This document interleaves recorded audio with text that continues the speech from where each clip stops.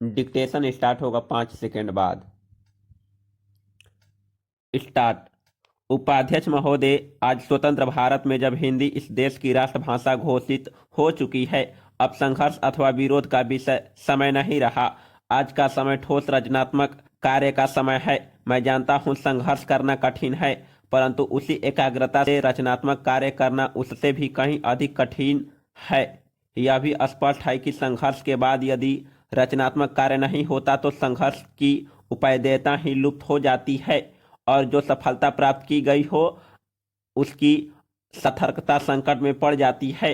इसलिए रचनात्मक कार्य के समय को वास्तविक परीक्षा का समय माना जाता है, जिसमें उन सभी सिद्धांतों, उद्देश्यों और आदर्शों की पूरी परख होती है जिनका सहारा लेकर संघर्ष को जीवित रखा गया हो। हिंदी के हितैषियों और साहित्य सेवियों के लिए अब यही समय है। मैं कह सकता हूँ कि शायद पहले कभी उन पर इतना गंभीर दायित्व तो नहीं आया था जितना कि अब हिंदी की राष्ट्रभाषा बनने से आया है। समस्त राष्ट्र ने सर्वसम्मति से हिंदी भाषा का जो मान किया है और हमारे संविधान ने उसे जो स्थान दिया है, वह अब सबके लिए एक सद्भावनापूर्ण चुनौती के समान है। यह निर्णय एक प्रकार से सभी हिंदी भाषियों और साहित्यकों में विश्वास के प्रस्ताव के समान है। इस आदर को हम कैसे निभाएं जिससे विभिन्न प्रादेशिक भाषाओं के बोलने वाले प्रतिनिधियों द्वारा किए गए उक्त निर्णय के औचित्य को सिद्ध कर सके, यह एक गंभीर प्रश्न है जिस पर सभी हिंदी सेवियों को विचार करना चाहिए। पैरा।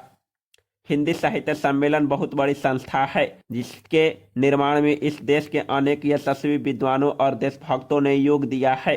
मैं समझता हूँ कि यद्यपि सम्मेलन की स्थापना हिंदी के प्रचारार्थ हुई थी, इसे हिंदी भाषी क्षेत्रों में प्रादेशिक भाषाओं के प्रचार का कार्य भी अपने हाथ में लेना चाहिए। इसके एक ओर हिंदी और दूसरी भाषाओं में पारस्परिक आदान प्रदान बढ़ेगा और दूसरी ओर सम्मेलन का आधार भी अधिक व्यापक हो जाएगा। मेरे विचार से यह कार्य राष्ट्रीय साहित्य, हिंदी भाषा और हिंदी साहित्य सम्मेलन तीनों के हित की दृष्टि से उचित होगा।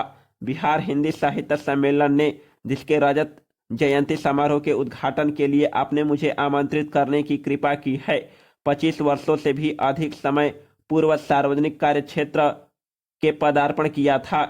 इस राज्य के सभी लोग सम्मेलन की सेवाओं से भली प्रकार परिचित हैं। मैं आशा करता हूं कि यह रजत जयंती समारोह इस राज्य के साहित्य सेवियों को और अधिक बल देगा, जिससे वे साहित्य की समृद्धि द्वारा और हिंदी अथवा अहिंदी प्रदेशों के बीच सद्भावना का वातावरण तैयार करके इस राज्य के लोगों के ही नहीं बल्कि देश भर की सेवा कर सकेंगे। मेरे विचार से हिंदी साहित्य की श्रीवृद्धि करके और सभी भाषा भाषियों के साथ सद्भावनापूर्ण संबंध बनाए रखकर हम अपने कर्तव्य का पालन कर सकते हैं। कम से कम इस ओर सबका ध्यान आकृष्ट हो चुका है। पैरा। बहनों, शिक्षा संस्थाओं से जब कभी भी मुझे बुलावा आता है तो मैं वहां जाने से इनकार नहीं कर पाता, क्योंकि शिक्षा संस्थाओं से मेरा आरंभ से ही कुछ न कुछ संबंध रहा है और शिक्षा शास्त्र से में भी मेरी पहले से काफी रुचि रही है। अतएव मुझे जब आपका निमंत्रण मिला, मैंने उसे बड़े संहर्ष के साथ स्वीकार किया और मुझे अत्यंत प्रसन्नता है कि आज मैं यहाँ आ सका। आप सब बड़ी सौभाग्यशालिनी हैं कि आप इस कन्या महाविद्यालय में शिक्षा पा रही हैं, क्योंकि इस महाविद्यालय का इस राज्य में अपना एक विशेष महत्व है और इसका इतिहास नारी जागृति तथा उन्नति का इतिहास है। इसकी स्थापना उच्च आदर्शों को लेकर एवं नारी जागृति तथा राष्ट्रीय उन्नति की पुनीत भावनाओं से प्रेरित होकर आज से बहुत साल पहले एक ऐसे सच्चे समाज सुधारक के द्वारा हुई थी जिनके हृदय में मुख्यतः नारी जाति के लिए विशेष गौरव और महान आदर था। आप सबको मालूम ही होगा कि हमारे देश में 2 प्रकार की शिक्षा व्यवस्था विद्यमान है। एक तो वे जो अंग्रेजी शासकों द्वारा अपने उद्देश्यों की पूर्ति के लिए स्थापित की गई थी, और दूसरी वे जो स्वतंत्र राष्ट्र से राष्ट्र प्रेमियों द्वारा राष्ट्रीय भावनाओं से ओतप्रोत होकर अपने देश की संस्कृति एवं सभ्यता को पुनर्जीवित एवं पुनः स्थापित करने के उद्देश्य से स्थापित की गई थी। आपका यह कन्या महाविद्यालय भी लगभग इन्हीं पवित्र भावनाओं से प्रेरित होकर बहुत साल पहले स्थापित किया गया था, और आपके लिए यह बड़ा सौभाग्य की बात है कि आप में से कुछ आज इस विद्यालय में अपनी शिक्षा प्राप्त कर जीवन के कार्य क्षेत्र में प्रवेश करने जा रही हैं।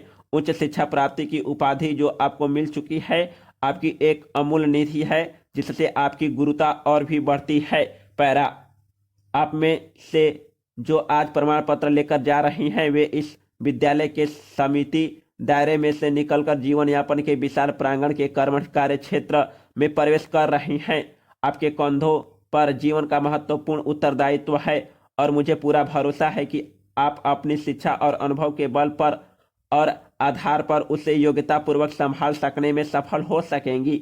अब तक आपका विद्यार्थी जीवन रहा, अब आगे आपका व्यवहारिक एवं क्रियात्मक जीवन रहेगा और आपके जीवन के कार्य क्षेत्र में अनेक समस्याओं का सामना करते हुए आगे बढ़ना है। मुझे आशा है कि आपने यहाँ जो शिक्षा दीक्षा ग्रहण की, उससे आप शक्ति और स्फूर्ति ग्रहण कर स्वतंत्र देश की दायित्वपूर्ण नागरिकों की भांति उसे निभा सकेंगी। यह सब आपके लिए तभी संभव होगा जब आप यह भली भांति समझ लेंगे कि आपको अपने जीवन में क्या करना है। आप सब यह भली भांति जानती ही होगी कि प्राचीन काल में हमारे देश में स्त्रियों का कितना महत्वपूर्ण व उत्कृष्ट स्थान रहा है। पैरा, महोदय, जब हम भारत की संपदाओं और उत्पादन के उत्पादनों के संदर्भ में भारत की अर्थव्यवस्था की चर्चा करते हैं तो उस समय अनिवार्य रूप से उपयुक्त टेक्नोलॉजी के संबंध में प्रश्न उठ खड़े होते हैं। इसके लिए कोई निश्चित उत्तर नहीं दिया जा सकता। यह तो अलग अलग उद्योगों के लिए अलग अलग होगा। कुछ उद्योग अपरिहार्य रूप से पूंजी प्रधान होंगे, इसका हमारे सुधारों और विदेशी निवेश से कोई संबंध नहीं है। हमारे अपने सरकारी क्षेत्र में स्थापित की गई उद्योग बहुत ही पूंजी प्रधान है। ऐसे भी कई क्षेत्र हैं जहां उत्पादन के श्रम प्रधान तरीकों का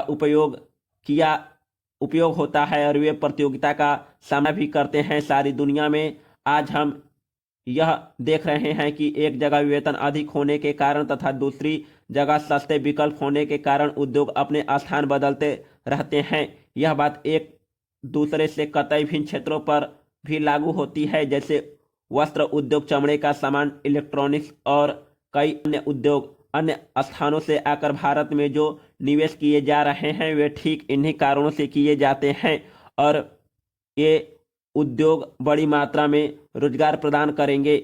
यह आर्थिक निर्णय लेने की स्वाभाविक प्रक्रिया का अंग होता है। ऐसा सोचना अनुभवहीनता ही कहा जाएगा कि भारत में पूंजी प्रधान उद्योग की स्थापना लोग जानबूझकर करें, बिना इस बात पर विचार किए कि दोनों देशों में अपेक्षित मूल्य और हमारे सुस्थापित तुलनात्मक लाभ क्या हैं।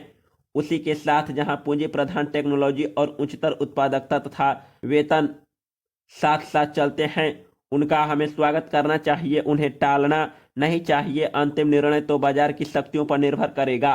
पैरा, मुझे ऐसा कभी नहीं लगता कि हमारे उद्यमी निर्णय करने में किसी से कम कुशल हैं। यद्यपि यहाँ पर यह जोर देना अप्रासंगिक नहीं होगा कि टेक्नोलॉजी का चुनाव अत्यंत सावधानी पूर्वक किया जाना चाहिए।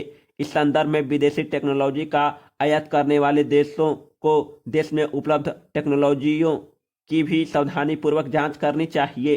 सामान्य रूप से टेक्नोलॉजी का विलयन और अंगीकरण उतना महत्वपूर्ण नहीं होता जितना टेक्नोलॉजी को तैयार करने की क्षमता पैदा करना। हमारे पास क्षमताएं हैं और इस क्षेत्र में हमें अपनी संपदाओं का इष्टतम उपयोग करना चाहिए। वास्तव में तो अपने ही देश में विकास और अनुसंधान कार्य का स्थान और कुछ नहीं ले सकता, तभी हम प्रतियोगिताओं का लाभ उठा सकते हैं, विशेषकर उस स्थिति में जब अन्यत्र टेक्नोलॉजी में विकास बड़ी तेजी से हो रहा है और उनके पुराने पड़ने की दर भी बहुत ही ज़्यादा है।